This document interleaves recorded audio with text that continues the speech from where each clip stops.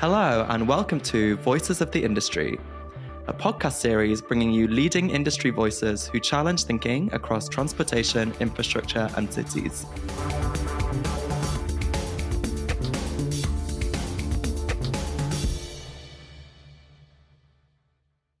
Hello listeners, thanks for tuning in. Today's Voice of Industry is a bumper one. Our conversation with John Larkinson of the Office of Rail and Road was packed full of the challenging contribution of regulation to the UK's railways and roads. We didn't want you to miss out of the interesting insights and opinions that John and Stephen Wainwright, our UK Managing Director, had to share. So we've split our conversation into a two-part podcast. I hope you enjoyed the first part. Hello folks, welcome to another edition of Steer's Voices of Industry. Over the last 8 years or so, and over 30 articles and podcasts now, we have captured the views, experiences and insights of key players in their sectors from across the globe. You can find those at steergroup.com under the Insights tab. Today is no different about the conversation, and I'm very pleased to be joined online by John Larkinson, the Chief Executive Officer of the UK's Office of Rail and Road, or the ORR as we say here in the UK. It's fair to say that the ORR currently plays a key role in the UK transport sector. It is the independent economic and safety regulator for Britain's railways and the monitor of performance and efficiency for England's strategic road network. It aims to hold infrastructure managers Network Rail and High Speed 1 to account and to make sure that the rail industry is both competitive and fair. The ORR also protects the interests of passengers and has other economic regulatory functions. It regulates health and safety for the entire mainline rail network in Britain, as well as London Underground, light rail, trams, and the heritage sector. I'm sure we'll just get into how the ORR operates and how it has to evolve with John shortly. But let me first introduce you to John, my guest. John has been CEO of the ORR for over 5 years, first on an interim basis before being confirmed into the role in March 2021. With over more than 20 years' experience working within the rail industry, he was Director of Network Regulation and Affordability, as a first term of affordability that we're coming across today, at the Strategic Rail Authority before joining the ORR in 2005. Whilst at the ORR and before becoming CEO, John had various roles, including Director of Railway Markets and Economics, as well as Director of Planning and Performance. John, welcome. Thank you for joining us. How are you today? Very good, Mike, and thank you very much for inviting me. Yeah, it's great to have you with us. Have I captured your career appropriately? I think you have. I was just going to add one thing, because my experience of rail started a little bit before I joined the Strategic Rail Authority, because I actually, for quite a short period, about 9 months, I was seconded onto the rail privatisation team at the time of privatisation of the railways in Britain in what would have been about the mid-90s. Those 9 months actually got me interested in rail. And it was only I then worked in consultancy for a while. And it was only when I saw the Strategic Rail Authority being set up, which was around about the turn of the century, that it sort of then gave me an opportunity to move back into rail. We share a common thing, because I joined the railway in 93 and was experiencing privatisation within a train operating company. And I think that sucked me in as everything was changing around me. There was a new landscape to play with, new tools and processes to develop. It was an exciting time. The change has continued, I think, over the last 3 decades. I think that's a fair summary, yes. It was in some ways a remarkable time. And I just remember the speed at which things happened then. I mean, there's quite a bit of debate now about how fast or slow things do happen. But I remember going in there and all contracts between each of the companies in the new privatised rail system, they all had to be finalised. And I remember being told they've all got to be done in the next 9 months. And that was it. It's a pretty clear target, admirably clear target, really. But it was a very different time, as you say. We might well get back onto that, because it's a lot easier to break something up than it is to put it back together again, as I think we're finding a bit now. Let me quickly introduce my fellow guest or host today, Stephen Wainwright. Stephen is a consulting professional. The last 20 years, he's been with Steer in various roles, including leading our global aviation practice. Currently, Stephen is our acting UK Managing Director, leading the team here in the UK. His previous experience includes working with the CAA, the Civil Aviation Authority in the UK, and air traffic, and also advising on air traffic management across Europe. So he has a great understanding of incentives, regulatory asset bases, price controls, etc. Stephen, good afternoon. Thank you for joining us. Thanks, Mike. Welcome, and hello to John as well. Thank you.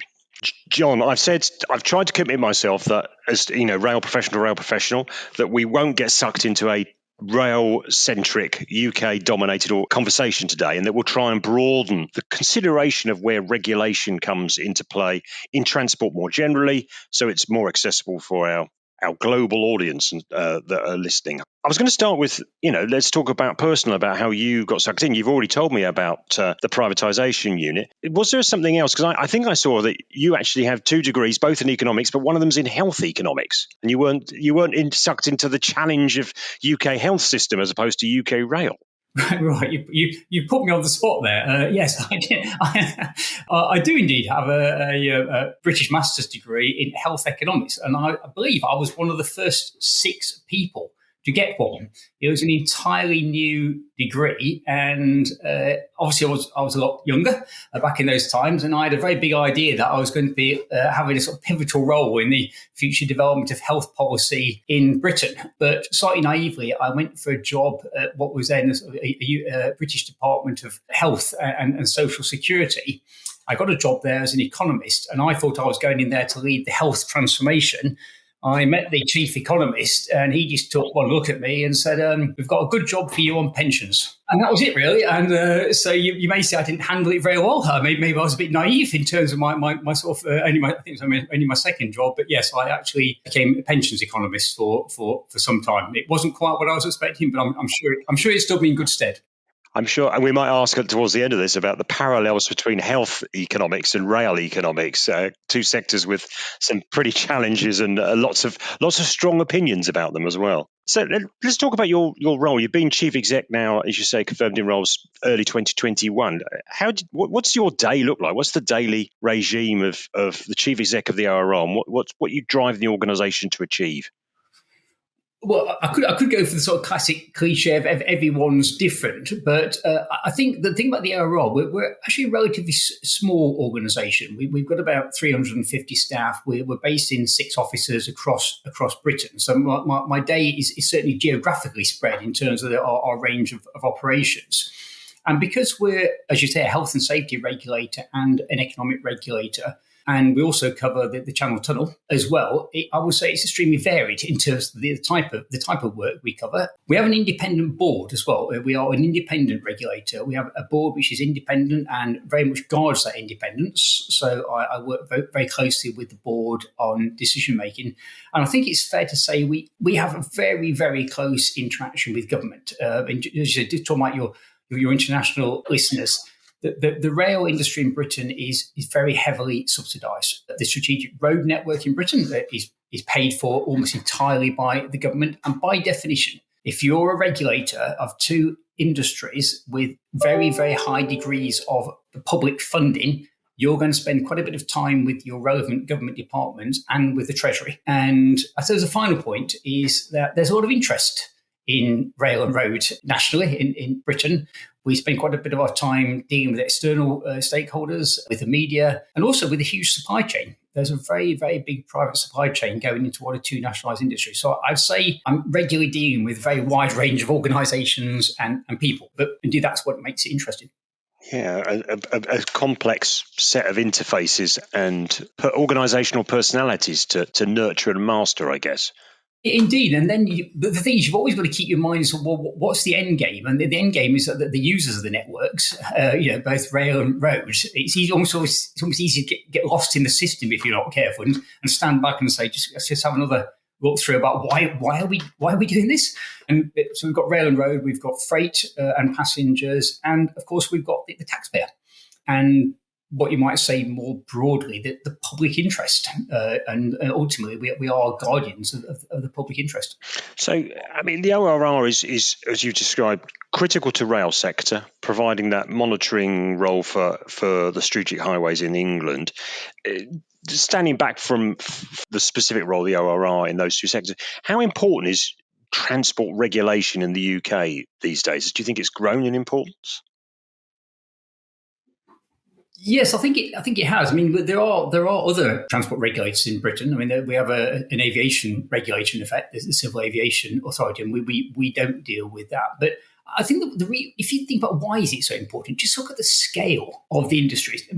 There's only one Network Rail. Network Rail owns virtually all the rail infrastructure in Britain, not everything, but virtually everything. It's spending just on its core business over £10 billion a year.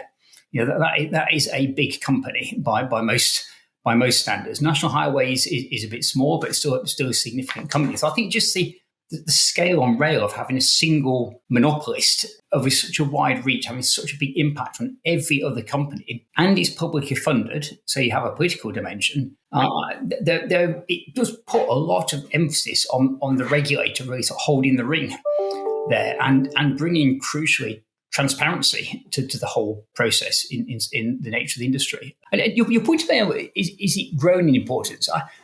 I guess the different one for me there is around the National Highways one, because the legislation for that actually set up our role as a regulator. And I think the word in the legislation does refer to monitor, but we are a regulator of National Highways. And the reason why I use the word regulator is that we have enforcement powers. We can require the company to do something, and to me, that immediately, the monitors don't have that.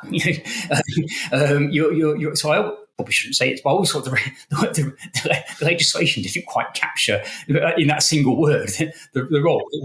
Those enforcement powers are crucial, but if you look at the role of regulation there, it was very much as part of a package. The government wanted to see a package which got National Highways more focused on the user again. So it's less of just maybe sort of a very good engineering company and more sort of, why are we doing this? What are the users of the network working for? So that, in a sense, was quite a big structural change for highways, strategic highways in Britain, in the relationship between a new company and a new regulator. And that took some while, I think, to settle in. It's you've been a company that's never had a regulator before, and you get one. and we had no prior experience in road, and we get that role. That was a big shift. I mean, I really remember the early period. It was just hard work all around. Yeah, but learning on both sides. Indeed, Stephen, John's exposition around the role of regulation in the sector. Any perspectives from how you've seen its change in Europe? Do you see increasing demand for independent regulation? I think there is, and I think probably something which John's been obviously a lead of is a lot of the regulation was brought in the mid-80s with private industries being privatised and companies being regulated through that process. But I think increasingly there's a recognition throughout Europe that regulation needs to play a role with both private companies but also publicly funded companies and corporatized companies, and incentives may be different in those organizations, but they still need to play a role in trying to achieve what John has also described is what the consumers need. And that's a process that I think it's probably been happening for 20 or 30 years, but it is something which is certainly a trend which continues. Thank you. I'm intrigued by that. With an unregulated market, the consumer, the user, provides the incentive on the organisation to adapt. And I'm intrigued, John, a question I've got is, do you see the regulation as a driver of change, that you are a catalyst and a force for good which causes an organisation to change? Or are you more of an arbiter and judge to know whether they're going fast enough? I'd probably say that we try to be more of a driver of change. I mean, just to illustrate that, we used to have quite lengthy debates, less so now, but back in the day, about enforcement, about an emphasis on enforcement. You give the company a clear target. If it doesn't deliver, you enforce. Personally, I always felt, well, I don't think most users of systems are actually massively interested in sort of retrospective enforcement if things have already gone wrong. I don't think that necessarily gives people what they want. But by way of contrast, and I'm not saying this is completely black and white, I think you probably do have to vary a bit in different circumstances. But if you look at, say, Network Rail, and every year it's got an efficiency target. So you could wait to see whether it hits the efficiency target and then do something about it. You could try and punish it in some way. Although because it's a nationalised industry, in effect, there are fewer sort of private sort of incentives there. But what we just found a lot more useful, we did a lot of work with Network Rail on leading indicators of efficiency. How good a set of leading indicators could we get, which actually gave a pretty high degree of forecasting accuracy, perhaps up to a year out. We're not talking years and years out, but within, say, an annual business cycle. And that's just proved so much more valuable, really, because we spent a lot of time getting them right. We tracked them together very closely. They proved to be pretty accurate. And that's allowed a much more sort of nuanced conversation about, say, spreading lessons across the different regions of Network Rail, just to make sure everyone's picking up on all those efficiency points, rather than just saying, well, no, we failed. And it doesn't work in all areas. I wouldn't say it was a panacea, but as a general rule of thumb, I really think that's worth driving for. And Stephen, any view on European perspectives that you've seen, or aviation perspectives, of how, whether it's enforcement or leading incentives, lagging or leading the indicators, whether is what the UK and what John and the ORR are doing different to what you might have perceived in Europe, or is that pretty consistent? I mean, I think it does come back to where the company's decision making is coming from. What the governance of the company, where can you put the incentives? But I'm very much a believer in having the balance right, really, across those different levers that are available to regulators. And using that balance, it may be tailored in a slightly different way depending on the industry and depending on the ownership arrangements and the incentives of that company. But using a balance across those three, I think, is important. One of the important perspectives in that relationship of using the different levers available, I guess, John, is that as a health and safety regulator, that's quite different to the economic regulation role, or it plays. There's a relation those things, and I wonder how, because the ORR didn't start off with that role; it was given it later on, and I'm just wondering, how have you seen that come to bear in the organisation, and what does it mean for the day-to-day operation and functioning of the ORR? You're absolutely right, Mike. I mean, certainly when I first joined the ORR, we were what you might call a pure economic regulator. We had no health and safety powers. And then a decision was taken and legislation was introduced effectively to move the health and safety teams from what was then the health and safety regulator more generally into the ORR. And that was a big cultural change. I mean, it wasn't just a sort of technical change, it was a cultural change. You were bringing two very different groups of people together with very different backgrounds. And at the time, there were quite a few people, certainly people externally, who said, well, this is not right. This is not going to work. You shouldn't be mixing economic decisions and health and safety decisions. And I think that's been proved as an argument be conclusively wrong. Absolutely, no doubt. And I still have people arguing about this today, so I'm happy to debate it because people are still debating it. But I'm absolutely convinced that there is a more informed debate and discussion about both health and safety issues and economic issues because we've got those two groups of people together. And just to give, if I just had time for one very quick example, the rail sector in Britain, rail usage is down, revenues are down. There's a lot of pressure to save money, not surprisingly, and it's taxpayer funded, and you've got looking to save money.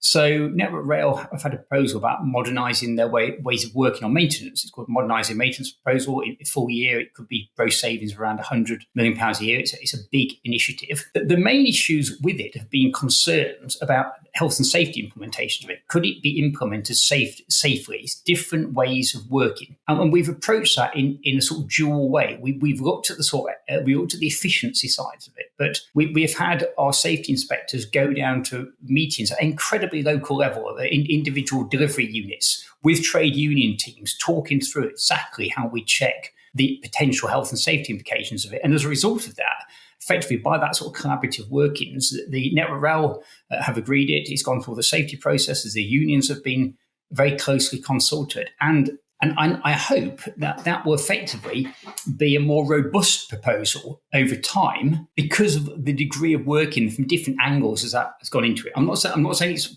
perfect or there weren't debates along the way, but to me, it's more likely to hold as an initiative and change. And that's one of the benefits of having a regulator covering both angles from my perspective. And in the day-to-day operation of the organisation, how do you bring those because they've got different capabilities, as you said. I can imagine at your top team, safety professionals, economic regulation professionals coming together. Does it come together at a lower level, at the coalface level? Or? Absolutely, yes. We have a process of escalating concerns that we have with Network Rail. So we have a sort of basically we have a list of almost like a watch list of things we're looking at that we think might turn into concerns. Then they get escalated literally into concerns, and we rank them. And if you look at the way that process works, then people actively debate whether effectively this is, say, a safety or asset management issue. It happened particularly on structures, as an example. We had an issue about backlogs of inspections of structures, things like bridges and things like that. What's the best way of tackling this? Was it really a safety issue, or was it more of an asset management issue? And those sort of debates, as you say, at that sort of what you might call a working level, really the sort of coalface, I think are great. I think they're invaluable. They just lead to better outcomes. And Stephen, how does you perceive it working in the aviation sector?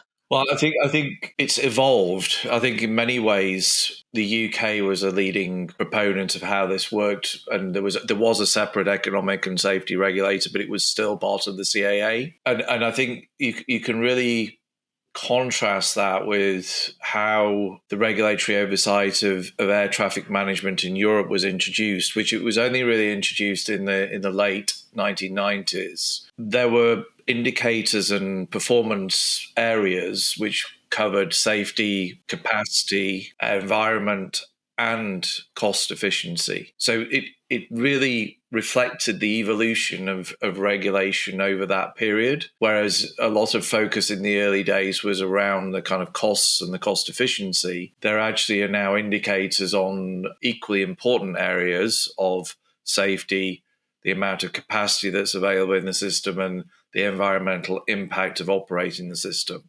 So I think that's a matter of time, I think, and the benefit of other regulators ploughing the way previously in that area.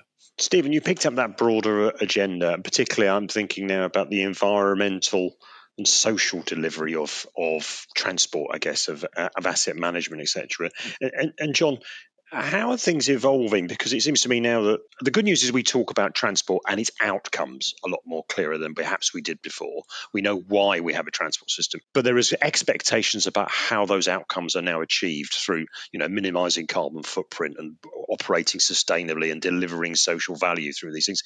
How does the ORR wrestle with which I think is still an emerging agenda and emerging science in some of these areas? It is definitely an emerging science, and it's been quite a significant change over the few years.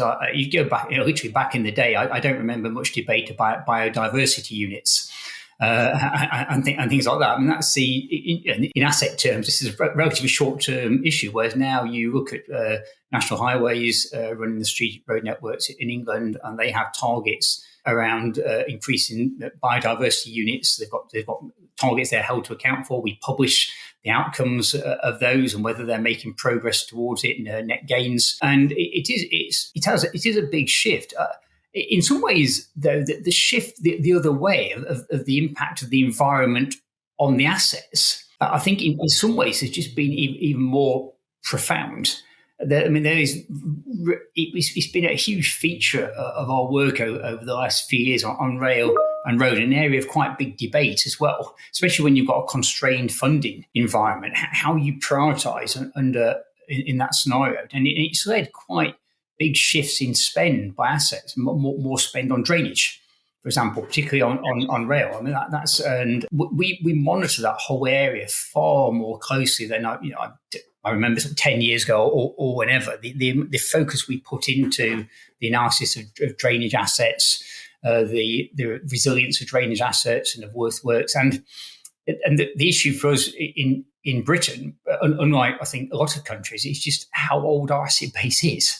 We've got a lot of assets going back 150 years or more, and they were designed in a world where people didn't have to think much about these things, and that is really driving costs now in the system, and some fairly ruthless prioritisation, because it drives a debate about, well, you might want to add lots of nice things to this railway network, and let's have lots of enhancements and new lines and things. But if it's going to cost more to maintain your core asset base over the years, and at the moment, looking forward over the next 5 years, we will not sustain the condition of the core asset base. It's going to get a little bit worse. That they're quite profound issues in terms of choices that will have to be made over time. And of course, they're not very glamorous bits of work compared to, obviously, not surprising that a lot of politicians, members of parliament in Britain, or their constituents, people would like a new station, wouldn't they? Or they'd like maybe a new line to connect them to another part of the country, or something like that. And of course, those things add to the asset base as well. And I'm not sure we've quite entirely really confronted some of the very, very tough choices, trade-offs that have to be made in the future. Do you think decision makers understand those difficult choices, those trade-offs, or they don't understand, they can't see them, or they can see them, but they're too difficult to take at this stage, and we'll wait a little bit longer? It's interesting, I suppose, in a semi-political context where we have it's often said in Britain that the Treasury are basically the sort of custodians of the finances here. They're not interested in the longer term, or they don't get these big picture things. Actually, I find they do. I find they very, very much do get it. But of course, they're having to make choices and priorities too. But certainly, when we provide analysis of the road network or the rail network, there's actually an awful lot of interest in just what is happening to the core assets.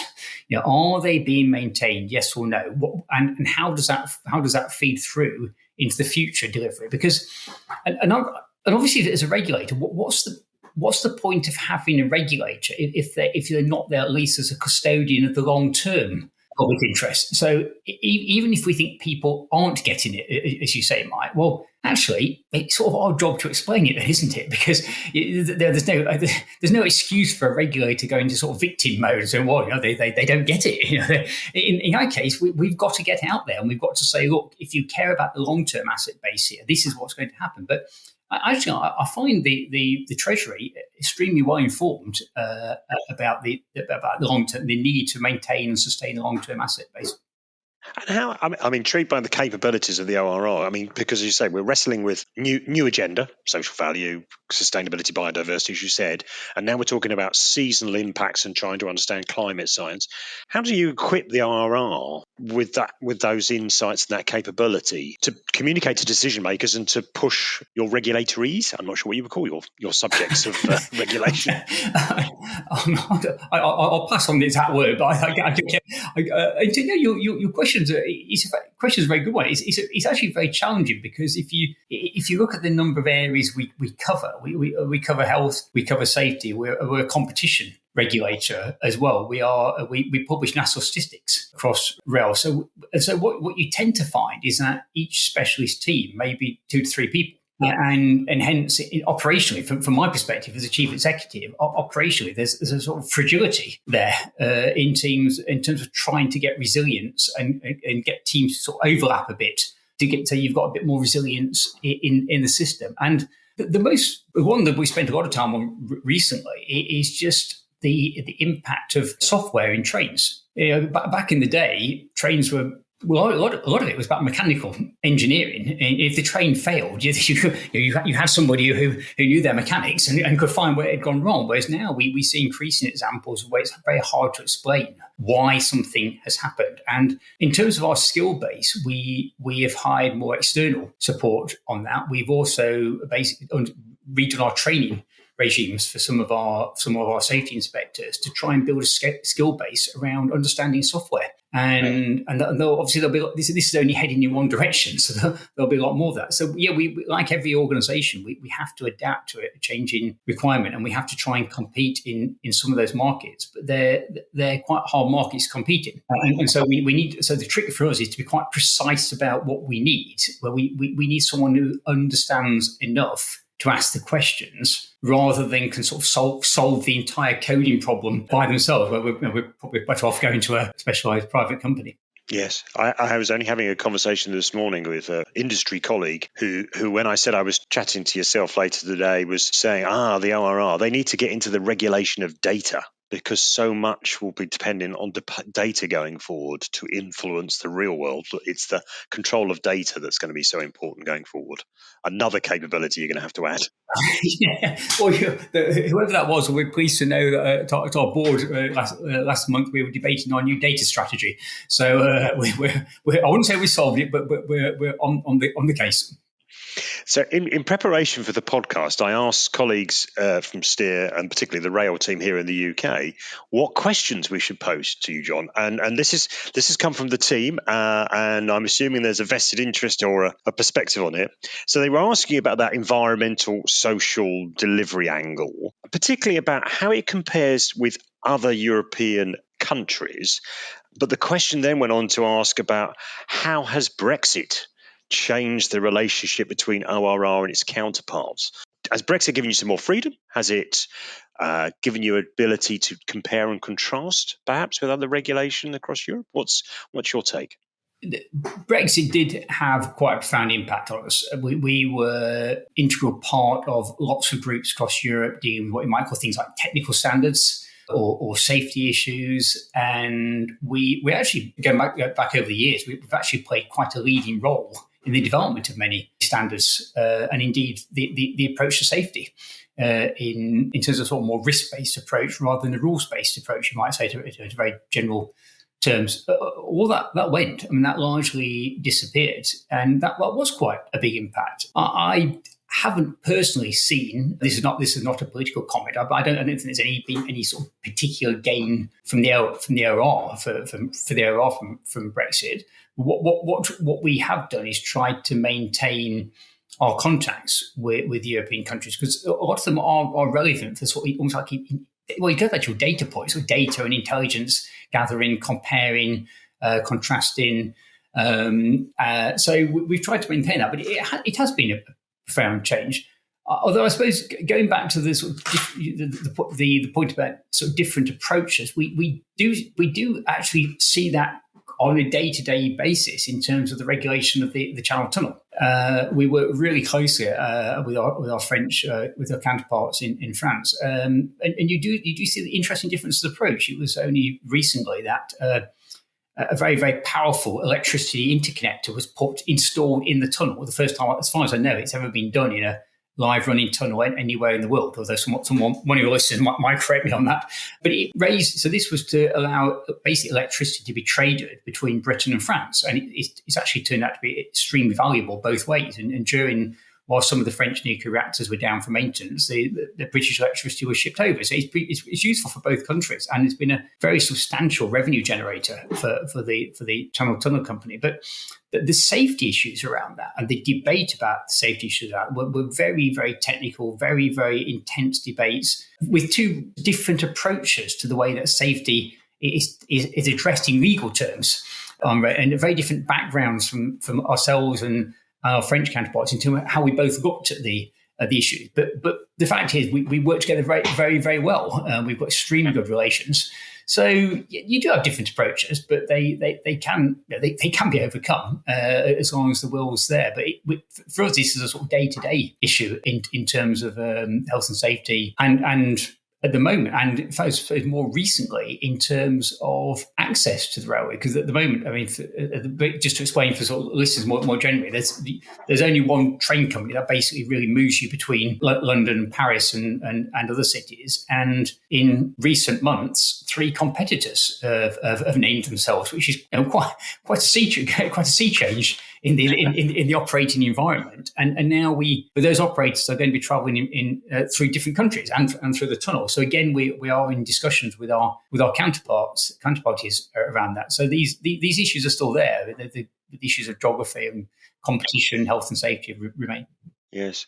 Stephen, you've done a number of studies for the European Commission, European Parliament on helping to identify policy, but also reviewing the impact of policy. Have you got any perspectives on how I suppose different nations and regulators have worked across well, or where you've seen that it really hasn't worked and some people have abdicated to comply or something?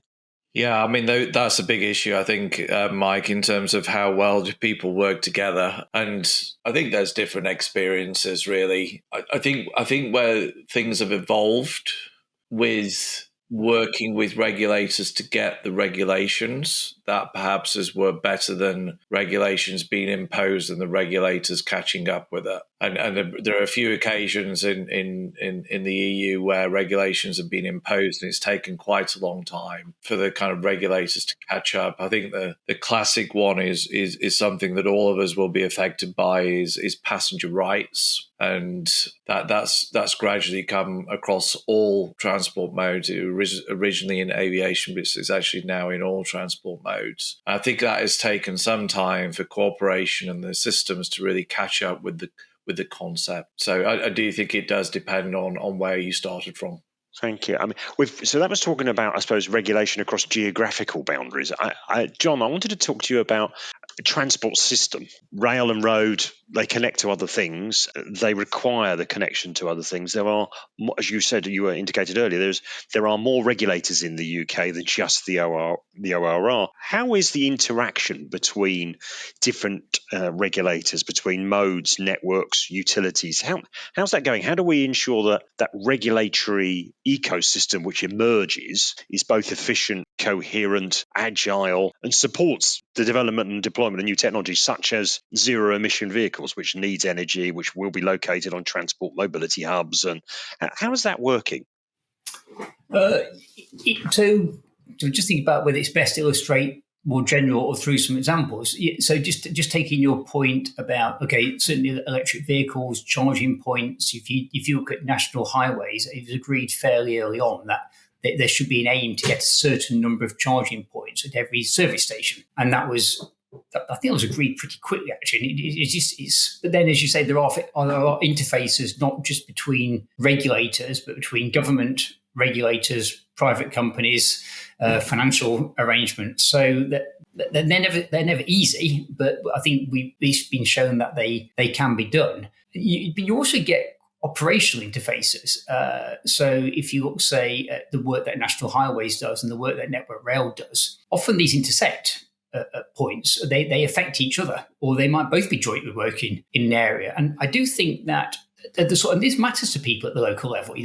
How much disruption these works cause, and people think, well, couldn't they just talk to each other? And this is a very common. You can see why people think, no, sure, it's obvious that they could talk to each other. And I do actually think over the last few years that Network Rail and National Highways have actually got better at coordinating, joining up their work. It's not always possible to iron these things out, but and this partly, I think, reflects Network Rail and National Highways' increased regional focus. It's not all done from central HQ, where everything seems frankly slightly distant. There's much more regional planning. And so it might seem sort of, well, okay, how many jobs are you talking about? But to the individuals involved, affected by them on the ground, these are quite important things. And so I don't think sort of almost like small-scale local cooperation should be overlooked either. We tend to gravitate to the sort of big, really exciting stuff, don't we? But these things matter at all levels. I suppose, going back to the other level, really, really high-level point. The regulators in Britain do talk to each other. There are forums. There's even a chief exec's forum for regulators in Britain. So they do talk to each other. And I suspect, though, that it's just a little bit different in rail and road because there are literally fewer companies. There are quite a few water companies or electricity providers and things like that. There's only one National Highways, and there's only one Network Rail. So the dynamics, I think, are a little bit different in terms of joining up between different organisations. But it happens. I think sometimes, though, people people sort of use joining up in slightly different ways. I think what sometimes people mean by joining up is like, can't one of you put more money into it? Yeah. So I frankly feel sometimes we talk in euphemisms, and what people really just say, they're not actually interested in the process of joining up at all. They want more cash to go into a particular area, and that is a slightly different point. So, folks, that's the end of part 1 with John. In the next part, we'll shift gears to discuss specific projects, including HS2, and explore how these decisions shape the future of rail infrastructure. I'm looking forward to sharing how we dive deeper into these topics in our next instalment. See you then.